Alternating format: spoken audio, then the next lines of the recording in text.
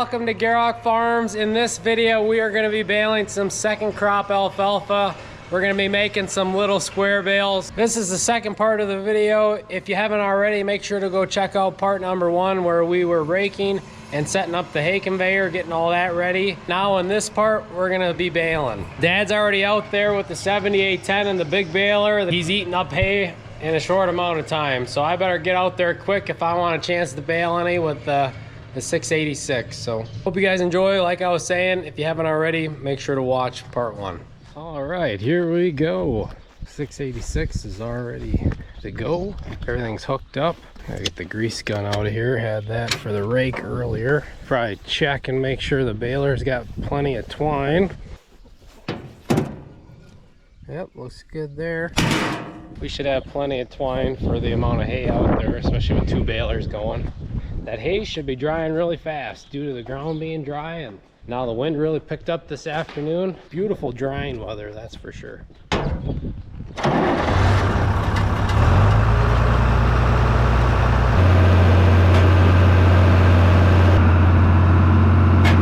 know the camera can't pick it up. I wish you guys could feel how hot it is today.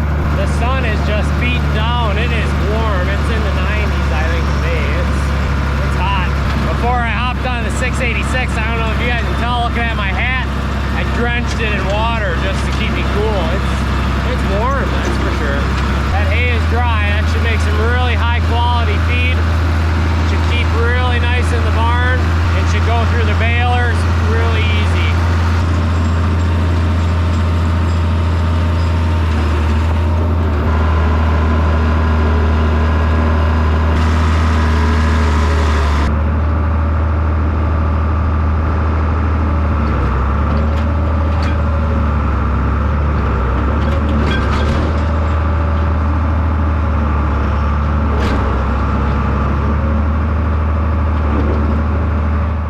To the field, you got to swing the drawbar or the pole on the baler over so that your pickup is to the outside of your tire tracks of your tractor.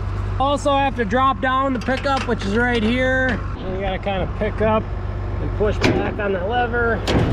There you go, we're down and ready to go. Now the pickup will just float there. And then that right there, that crank adjusts how far it throws your bale. It won't throw it quite as far as the new baler, but it's a lot better than having to go back and pick them all up. Turn the PTO on. There we go, baler's going.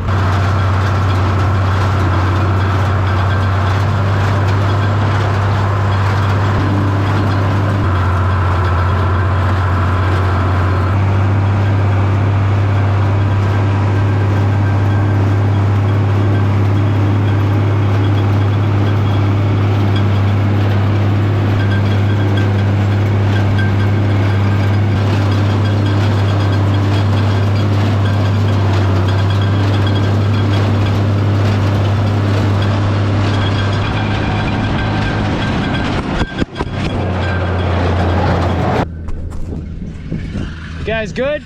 You fell off the baler. I'll have to be a little more careful with you guys next time.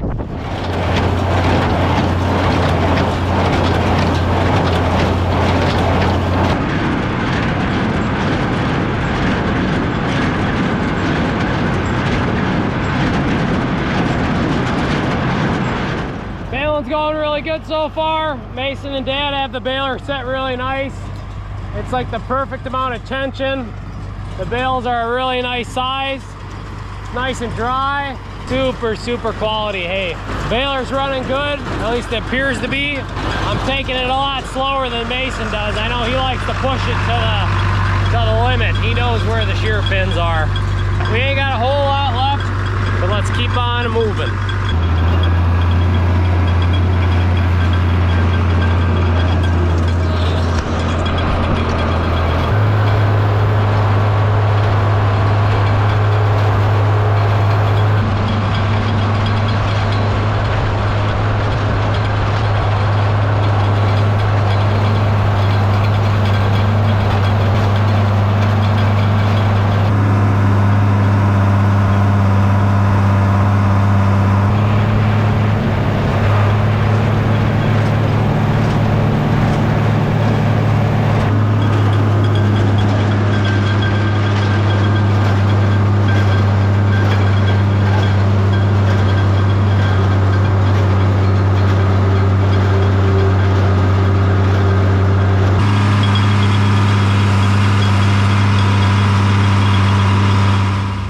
watched our crop update video, you can see some of our grass is starting to come back, but not nearly enough to even bother setting it up for grazing yet. But it ain't completely dead. That's a good sign. We've gotten enough moisture to green a little of it back up. 686 is doing a great job too. It's running real nice.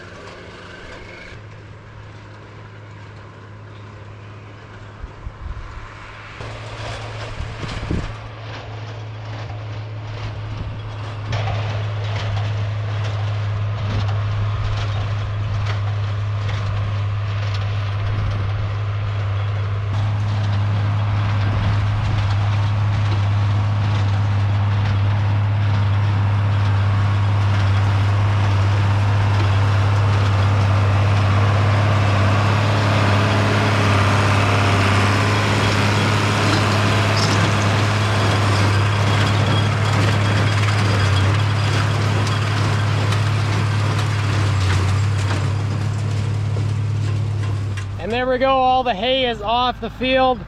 Dad's already headed down the Dugway Road onto our main road. Things happen quick when we have two machines going. One thing with this dry weather, it really affects the traction. I'm not even that heavy yet. Granted, the 686 isn't as nice as the four-wheel drive John Deere's for handling the baler, but with this dry weather and this really dry ground, the tires can't bite in. The lugs aren't really doing anything, so when it comes to turning around on the downhill side, it's really easy for it to get away and slide on you. But thankfully, with the two balers and not a whole lot of hay, we're able to load lighter and avoid any problems. And then as an operator too, you're trying to limit the amount of times you have to use your brake. You just try to keep it in a low gear and try to maneuver the field in a way that's going to benefit you the best. You have to strategically navigate through the field, especially when you get more and more weight, the more difficult it gets. And that's the nice part about having like the 7810, a really big machine. It can really handle the implements we put behind it, because the implements are meant for a smaller tractor, but once we get in the hills, then it really comes in handy to have a big tractor and small implements.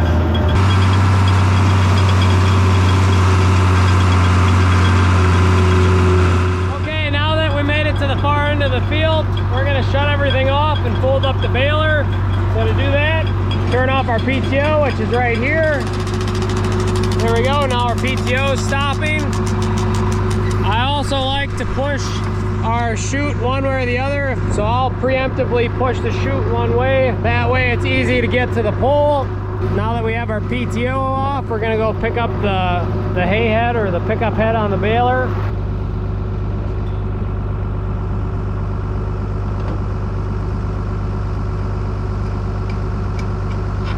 Now we're going to narrow up the baler so we can go up and down the road. And to do that, I got to pull on this rope right here, which releases a pin right underneath that last PTO knuckle before it goes into the baler there. It's easier to do while I'm moving, so I'll set you guys down. I got to kind of creep ahead to release some tension, pull the pin, and then turn inwards or outwards and try to get that baler to slide towards me.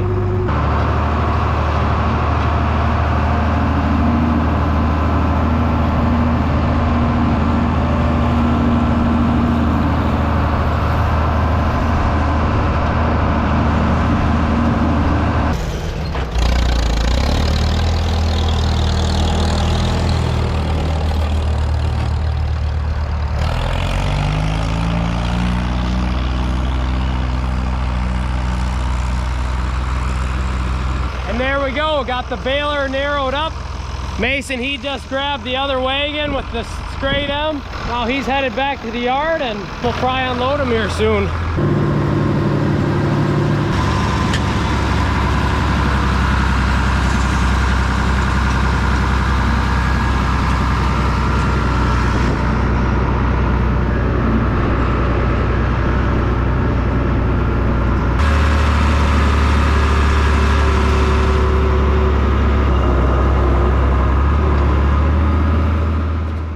So both the balers are back down in the yard. Overall, everything went really well. We had 3 smaller loads. Mason, he's already got the first load set up by the conveyor. He's ready to get them unloaded and get that done and out of the way, especially because it's July 3rd while we're filming this. So I'm sure there's something going on locally that he wants to go to for the 4th of July. But it'll be nice. We'll have plenty of time to get that done and out of the way before the evening. And being that it's 3 small loads, it ain't the end of the world to unload them in the heat. Dad said on his end with the big baler, he had to miss a couple bales, but he got it figured out and then it baled fine the rest of the time. He's actually thinking about trading this one off. He's put a lot of bales through this baler. It's done a lot of work for us here on our farm. But he's not wrong. It's definitely time for an upgrade. It's one of our most used pieces of harvesting equipment. Between this and the chopper, it's getting used all summer long. Figured we better trade this one off before it gets too wore out to where it's just junk. So, but it's in good shape yet. It's a nice baler. It's just like we said, we want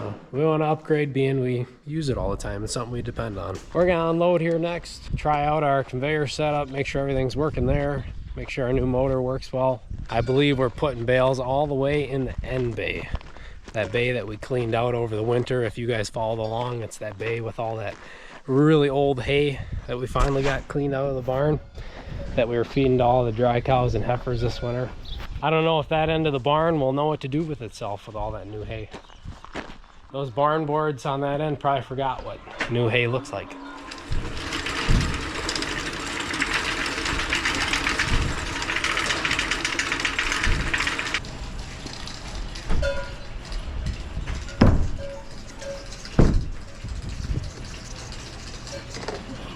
Take out the light bulb because the bales are hitting the floor, and usually it messes up a light bulb.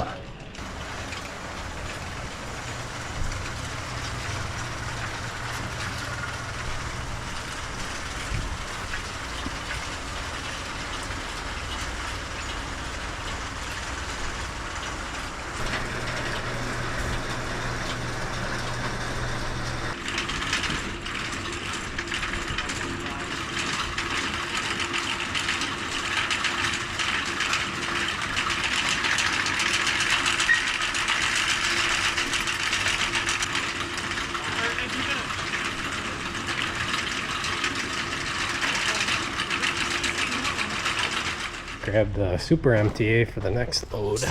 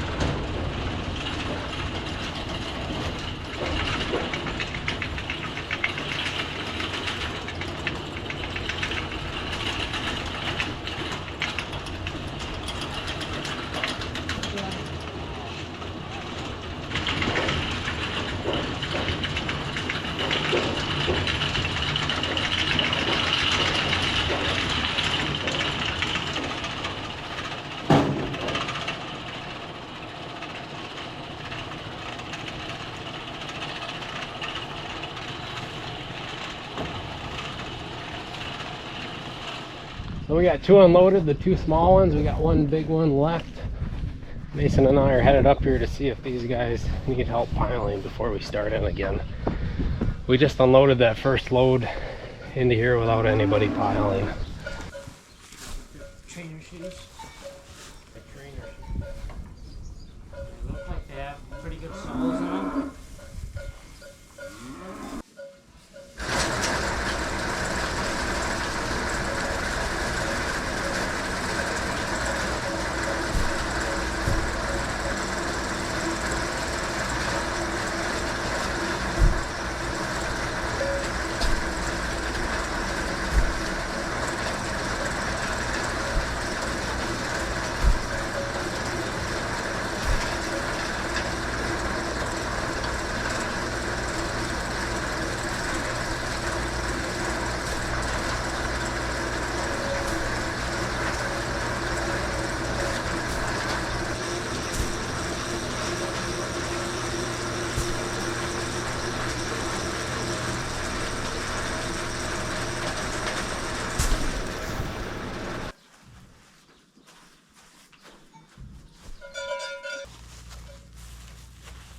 There we go, we got all the hay unloaded. All of it's up in the barn and neatly stacked. Sucks we had a lot of looser bales on that last load, so filling that in the barn there is kind of a pain. But then we got a lot of chaff too, but that's okay.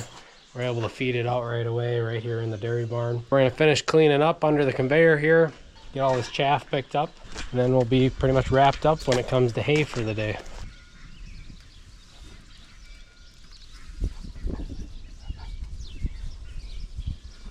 There we go, we're finished with hay for the day. Now it's time to go feed up the silage and the corn in the barn and let in the dairy cows. But we're gonna end off the video here. Thank you for coming along with another great baling video. It sucks we didn't have the yield or the tonnage that we would have liked to have had, but still happy that we were able to bale some quality hay and get it done in a very timely fashion. Thank you all very much for watching. Thank you for sticking to the end. Like always, make sure to like, subscribe if you haven't already. Share it with someone who you think might find it interesting. Also, if you ever wanted to see more of us, check us out on Facebook, Instagram, TikTok, all at Gierok Farms. We also have a P.O. box if you ever wanted to send us something. We love reading the comments. We love hearing from you guys. Thank you all for the support, and we will see you next time.